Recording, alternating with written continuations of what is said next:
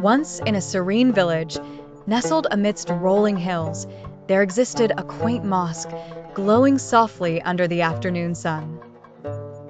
It was within these sacred walls that an 8-year-old boy, Abdullah, found solace. Clad in a simple white Islamic cap and traditional attire, he exemplified devotion and innocence. Every day at the stroke of prayer time, Abdullah would hurry to the mosque, his heart brimming with excitement. His steps, though small, echoed with determination. Entering the mosque, he respectfully removed his shoes, placing them neatly beside the others. The cool marble floor nudged his bare feet as he moved towards the ablution area, performing wudu with precision, just as he had been taught by his father. As the call to prayer resonated through the air, Abdullah felt a profound peace settle within him.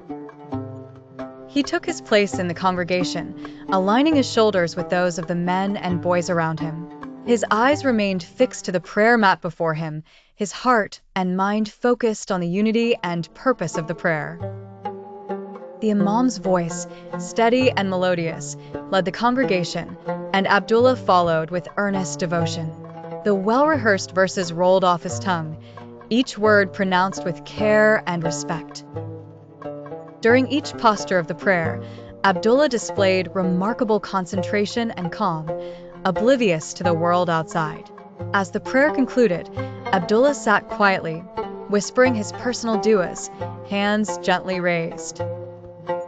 His face reflected serenity, a contented smile gracing his lips. Rising, he left the mosque, the spiritual light within him undimmed, ready to face the challenges and joys of his youthful day.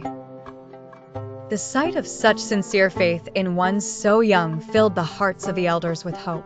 Abdullah reminded them of the purity of intention and the simplicity of faith, virtues that sometimes get clouded with age. Moral: true devotion and peace come from sincere faith and purity of intention, regardless of age.